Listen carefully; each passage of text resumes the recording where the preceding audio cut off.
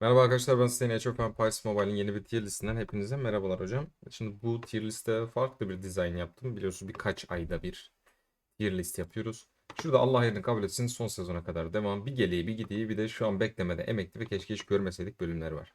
Bunları tabii yaptıkça bu görüşler tamamen kendi şahsi görüşümdür. Ee, Yorumlarınızı tabii ki yapabilirsiniz. Benim şahsi görüşlerimi sizlerle paylaşacağım. Bu tamamıyla doğrudur diye bir şey demiyorum tabii ki. Ben kendi tecrübemle anlatacağım şeyler. Bu arada like'a basarsanız sevinirim hocam şimdiden. Başlayalım. Fatih Sultan Mehmet biliyorsunuz ki hocam aktif ve ikinci vuruş komplarında gayet iş gören ve hasar arttırıcı ekstrasında hasar savunması sağlayıcı yani hasar düşürücü bir komutan Fatih Sultan Mehmet. Üçüncü sezonda geldi. Üçüncü sezon bize geldiği gibi globalde zaten dördüncü sezonda Lagertha gibi kahramanlar çıkmaya başladı. Bunlar da yüksek hasarlar çıkarmaya başladılar. Yani bildiğin 7. sezon kahraman gibi kahramanlar geldi. Bundan dolayı da Fatih Sultan Mehmet 3. sezona geldiğimiz zaman aman alacak mıyız almayacak mıyız arasında çok kaldık. Evet, Fatih Sultan Mehmet iş görüyor mu? Komplarda kesinlikle hala iş görüyor. Özellikle savunma konusunda çok iyi. Ve hasar arttırıcı özelliği de çok iyi. Aktif ve ikincil vuruş olarak gösteriyor bize zaten imza becerisinde. Fatih Sultan Mehmet hocam 3. sezonda geldi zaten. Şurada son sezona kadar devam diyorum. Hani 4. sezonda en azından hani 3 sezonda geldi. 4. sezonda da devam ediyor zaten. Ondan sonrasında artık 5. sezonda neler gelir bilmiyorum. Ramses'i konuşmamıza gerek var mı? Bilmiyorum. Ramses biliyorsunuz ki taktikçi. Genelde taktikçiler ağır olurlar ve çok yavaş hareket ederler hasar konusunda, işte attıkları hız konusunda diyeyim. Savunmaları yüksek olur, hasarları yavaş atılır. Ramses'te öyle bir şey yok. Ramses onlarca imza atıyor.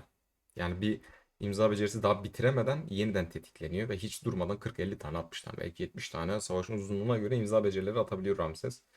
Bu konuda okeyiz. Şimdi son sezona kadar devamında bir Shalman. Shalman'da biliyorsunuz Süleyman ve Ramses konusunda yanında Sandeo çıkardıktan sonra bu iki Süleyman ve Ramses Shalman'la beraber inanılmaz hasarlar ve inanılmaz tetiklemelere girmeye başlıyor. Biliyorsunuz bu da yüklemeli becerileri tetikleten bir komutan Shalman. Shalman hocam bunda konuşmaya kesinlikle gerek yok. Fatih mi Shalman mı dersen ikisi arasında kalırsam hocam Shalman bence taktikçileri ayağa kaldıran bir komutan. Kudretçiler zaten ayaktaydı. Fatih Sultan Mehmet kötü değil ama zaten ayaktaydı. Şimdi abi e, şu an beklemede bölümünü alıyorum ben. Selahattin'in neden? Selahattin'in elisine verdiler. Selahattin Maraşal Okçu ve Süvari. Ben eskiden de diyorum Süleyman yanına hocam Maraşal Okçular gelecek. Maraşal Okçuların adımı Süleyman'la atıldı. Selahattin'le ne Süleyman'a.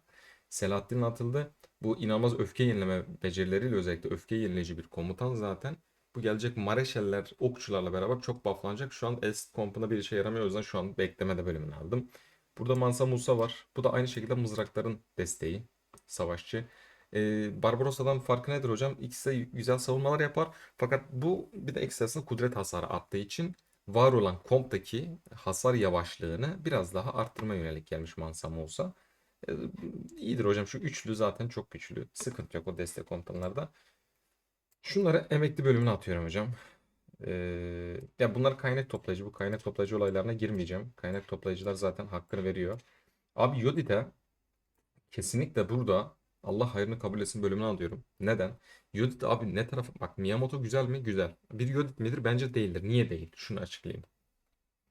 Şimdi Yodit'i istediğiniz yerde kullanabiliyorsunuz. Bir 2 3 sıra hiç fark etmez. Ama Miyamoto iyi bir komutan mı? Evet ama Miyamoto diyor ki beni ana komutan yapmazsam ben iş görmem diyor. Ben ana komutan olacağım. Ana komutan olmazsam hiçbir iş yapmam diyor. Ama Yudit öyle değil. Özellikle imza becerisi ve 5. yıldız etkisiyle 6 kere 35 kudret biriktirebiliyor hocam. 6 kere 35 kudret biriktirebiliyor. Normalde 4 5. yıldızda 6'ya çıkıyor. Şurada bir lüvemiz var. Test server olaylarını göz önüne almazsak. Test serverda çok garip olaylar oluyordu. Bir onu yeniyordu, onu yedi. Çok garip şeyler çıkıyor test serverda. Normal güncel oyun işte KVK gibi savaşlardan ne bileyim harika gibi savaşlardan göz önüne alırsak hocam e, Bilü ve bir geliği bir gideyim modunda. Yani evet son sezona kadar da devam. Yani ikinci sezona geldi. Çok bir iş gördü mü? Yani hocam sayılır. Yani bir Mulan değildi. Fiyatı da bir Mulan değildi çünkü. O yüzden son sezona kadar devam bölümüne atıyorum. Rem. Şimdi Remcilerin bazen kızıyorum Remcilere. Bazılarına helal olsun hocam diyorum. Niye? Şimdi hocam adamın iki tane kompu var ya da üç tane kompu var. Yarım yamalak. Adam gitmiş Rem almış şey. Validen. Şimdi hocam evet Rem bir ana komutanlara koyduğumuz zaman kompumuza yandaki müttefikleri 3 taneye kadar da yanlış değilsem müttefikleri bufflıyor. Bir de ekstrasında bu rahatlatma etkisi veriyordu. Bir de ekstrasında hem kendi kompunuz ve yanındaki hem müttefik hem senin kompların da olabilir. Bu şekilde bufflandır. Biz genelde savaşa girdiğimiz zaman kendim özellikle gördüyseniz önce rem keserim görürsem. Çünkü rem sıkıntıya sokuyor. Diğerlerinin fazla bufflanmasını sağlıyor. Abi eğer 4 tane 5 tane güzel kompunuz ve sağlam ve fullseniz rem varsa bir tane kompunuzda helal olsun derim. Ama bir iki tane 3 tane yarım yamalak kompunuz varsa ve rem aldıysanız takım arkadaşlarınıza yardım amacıyla oynamıyorsanız hiçbir anlamı yok. Ben RAM'i e, evet güzel mi? Güzel ama doğru kullanıldığı zaman ben bir geleyim bir gideyim moduna koyuyorum bunu. Abi Lubu Allah hayrını kabul etsin. Şimdi Lubu denince akla her zaman Kiros geliyor değil mi? Bu aralar Kiros ne yapacağız ne edeceğiz falan. Hocam Kiros evet gelmesi gereken bir komutandı hocam. Mızraklar çok leşti. İnanılmaz leşti. Mızrakların içerisinde en iyisi yine Sezar kompuydu. Octavian falan. Onda da bir sıkıntı çekiliyordu yine hani mızraklar istenilen hasarı ne bileyim bir okçu kadar seri değil bir ne bileyim süvari kadar hasarlar çıkartamıyor. Ne bileyim bir kılıçlı kadar ortalıkta dayanıklı olup daha iyi hasarlar da çıkartamıyordu. Bu oyunda en kötü birim komutanları mızraklıydı. Kiros'un gelmesi evet Liu Bu'ya bir anti olarak mı geldi? Kesinlikle Liu Bu'ya bir anti olarak geldi. Ama Kiros kullanılabilir, güzel. Zaten hocam olması gerekendi. Neden? Abi Caesar'la yani Richard gelip Liu'yu kestiği zaman sakat kalıyordu yani. Hani gidip başka birine dalacak mecalleri kalmıyordu. Ben Richard'ı zaten hiç sevmiyordum. Hiç sevemedim. Benim için o kompta bir tane adam tanırım ben. Bir emekli Barbarossa'dır. Bir de Boudica'dır hocam. Boudica mızrakların Atilla'sıdır. Liu bu alınır. Toplu alan saldırısı. Özellikle bir de güzel güzel işte şeyi var. Kritiği falan var. Liu Bu'yu beğeniyoruz. Boudica dediğimiz gibi hocam. Bodica Allah hayrını kabul etsin. Yani Bodica çok konuşulmadı. Neden konuşulmadı biliyor musunuz? Ana komutanları tırttı çünkü hocam. Leonidas vardı. Leonidas fiyat performans değildi. Bir Mulan değildi hocam. İkisi aynı pakette satılıyor ama bir Mulan'la Leonidas bir değildi. Neden konuşulmadı Bodica? Çünkü Bodica'nın ana komutanları tırttı hocam. Bu etkisini gösteremedi. Ama Kiros'la beraber Bodica çok güzel etkisini gösterecek. Dediğim gibi Bodica mızrakların Atilla'sıdır. Tribuan'ın canım ablam konuşurken sövüyor gibi ama yine de birinci sezondan dördüncü sezona kadar kılıçlı kompunu aldı getirdi. Miyamoto'yu buffladı da buffladı. Attırdı imzalarını, attırdı imzalarını. Miyamoto'dan Miyamoto dedik. Bu şekilde buralara kadar getirdi. Hem yenileme yaptı hem de ekstrasını ana komutanını destekledi. İmza becerilerini hızlı hızlı attırdı. Tribuan'a kesinlikle Allah hayrını kabul etsin bölümünde ben başlar böyle çeker atarım hocam. Birinci sezondan buraya gelmek kolay değil. Tamam mı? Emekli diyorum. Joseph'in birinci sezonu evet iş gördü. Harold aslında Harold kullanmak lazım Harold'ı. Harold biliyorsunuz ki Guan Yu bölümündeki deli becerisi kendi imza becerisi bunun. Guan Yu'da imza becerisi olarak aldığımız kendi imza becerisi 3. yıldızda da %55 hasar desteği sağlıyor ekstrasında deli becerisine. Emekli de değil aslında. Şu an beklemede bölümünü alıyorum. Çünkü bu değerlenebilir bir anda. Liu bu bölümünde falan kullanıyorduk. Test serverda güzel işler çıkardı ama globalde çok hala kullananı görmedim. Keşke hiç görmeseydik bölümüne Jeanne d'Arc'ı ekliyorum. Çünkü tavernada bol bol çıkıyor ama hiçbir zaman iş yaptığını görmedim. Guan Yu şu an şimdiye kadar son sezona kadar devam. Guan Yu yani aldığımızdan beri Liu Bu için hala devam ettiriyoruz Guan Yu'yu. Kritikler özellikle. Timur geldi. Timur bu arada maksimum 3 yıldız yapılır. 5. yıldız etkisi kesinlikle bir dolandırıcılıktır. Hiçbir şekilde yapılmaması gereken bir yıldız. Özelleştirebilir imza becerisi de gerçekten çok kötü Timur'un. Diğer komutanlar gibi değil. Burada Hamur abi hadi birinci sezona kılıçlar kullandı diye emekli diyeyim. Burada Büyük Darius var. Onu geçtim. Richard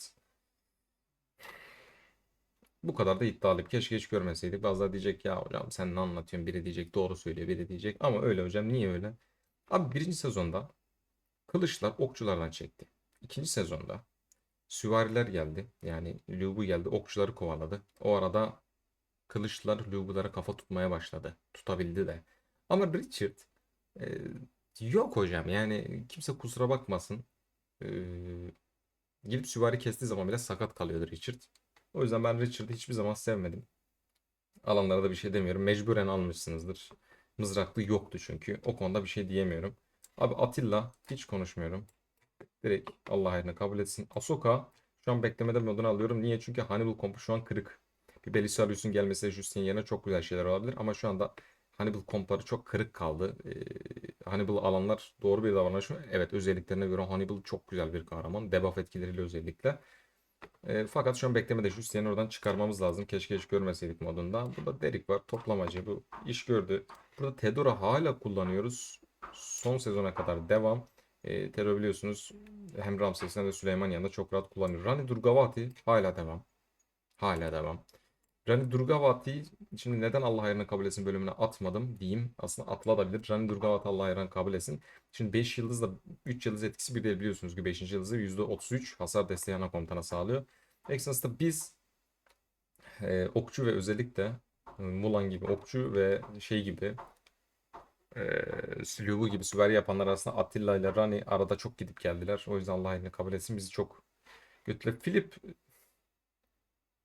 hocam hadi emekli yapayım Sun Tuzcular için. Çok kullandığım bir kahraman değil. Barbarossa emekli değil. Barbarossa halen kullanılıyor. Bir geriye bir gideyim modunda Barbarossa. Çok güzel iş mi yaptı? Evet. Aslında yo, son sezon kadar devam hocam. Masamusa almayanlar da bunun hala savunma desteğini kesinlikle sonuna kadar kullanıyor. Miyamoto hocam bilirsiniz severim. Son sezona kadar devam diyorum. Ama artık sanki 4. sezonlarda ufak ufak kırılmaya başladı. Artık Yodit en ana komutanlığı bana ver kardeşim moduna girmeye başladı. Ama yine de Allah hayrını kabul etsin hocam. Bu alta çekmemin tek nedeni kesinlikle ikisi de benim için çok değerli. Tek nedeni şu sadece ana komutan oynanıyor. Yani bir Yodit gibi şey yapamıyor. Sadece ana komutan oynanıyor. Bu bizi biraz kısıtlı. Şimdi Lagerta'da gelecek ya. Orada bizi bir sıkıntıya soktu. Ama ikisi arasında da ikisi de olur yani Miyamoto. Miyamoto'nun da Allah hayrını kabul etsin. Diyeyim hatta yani direkt. Tarık hocam yani bir şey diyeyim mi? Senin bir suçun yok hocam. Senin bir suçun yok Tarık hocam biliyorsun. Abi Hannibal şu an beklemede diyorum. Ee, Yani hocam şimdi biz bayağı bunu VIP 12'de açıyoruz. Konstantin'i özellikle savunmayla falan. Bir geriye bir gideyim moduna koymak istiyorum. Neden? Çünkü yanına kullanabileceğiniz kahraman çok. Fatih Sultan Mehmet var, Triguana var. Var da var bir sürü. O yüzden almak isteyen sadece alıyor. Evet savunma etkisi çok mu güzel? Bence çok güzel. Ama VIP 12 kahramanı mı? Fiyat performans mı? Değil. Ama güzel bir kahraman. O yüzden bir geriye bir gideyim modunda kalması istiyorum. Ya Leonidas fiyat performans değil. Son sezon kahramanı son sezona kadar devam da değil. Çünkü son sezonda Kiros geliyor artık. Bunlar bir geliyor bir gideyim modunda diyeyim. Arada bir kullanıldı. Leonidasçılar çok var. Fiyat performans olarak beğenmiyorum. Ama 3. sezona kadar mızrakçıların bence en iyisi miydi? Bence en iyisiydi. Şey olarak komutan tek bir komutan olarak bahsediyorum. Yoksa Mareşal mızrakları savunuyordum zaten. Şu emekli hocam barbar kestik. YSS. Sandeok var artık emekli. Şalman geldi. Sandeok kimse kullanmaz. Emekli bölümünde burada Büşra var. Keşke hiç görmeseydik. Sadece seni susturma etkinle aylarca oyun oynadık. Allah'ın cezası kadın seni. Süleyman yani hocam Süleyman şu an kullanılıyor. Evet Şalman'la beraber kullanılıyor.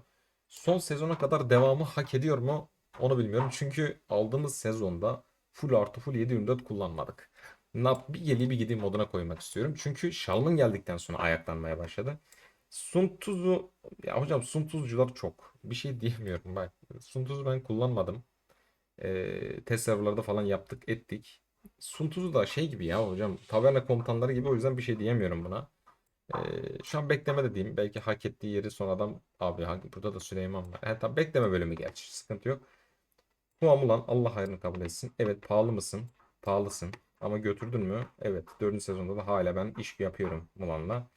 Octavian abi Allah yani son sezona kadar devam. Neredeyse Allah hayrını kabul etsin bölümünde. Octavian gelir. Direkt gelir. Octavian daha gidecek hocam. Daha çok sezon gidecek. Octavian yani Kiros geldi bir sıkıntı ama son sezona kadar devam değil. Çünkü Kiros'la beraber karşılaştırırsak o komplo çok büyük sıkıntı. Allah yerini kabul etsin bölümünde. Burada Tedora var. At buraya. Yani hocam kusura bakmayın da 2,5-3 milyon TL de değil. Tamam mı? Kimse burada şey yapmasın lütfen. 2,5-3 milyon TL bu kahraman etmez. Hiçbir şeyde yaramıyor. O paraya bakarsak. Burada Sezar'ımız var. Sezar yani Sezar kullanılıyor mu? hala kullanılıyor aslında ama Kiros geliyor. Bir geleyim bir gideyim moduna koymak istiyorum. Buradakiler de diğer kahramanlar. Şimdi tier listimiz böyle. Bu şekilde. İzlediğiniz için teşekkür ederim. Yorumlarınızı da bekliyorum. Arkadan da ses geliyorsa kusura bakmayın. Kendinize iyi bakın. Allah'a emanet olun.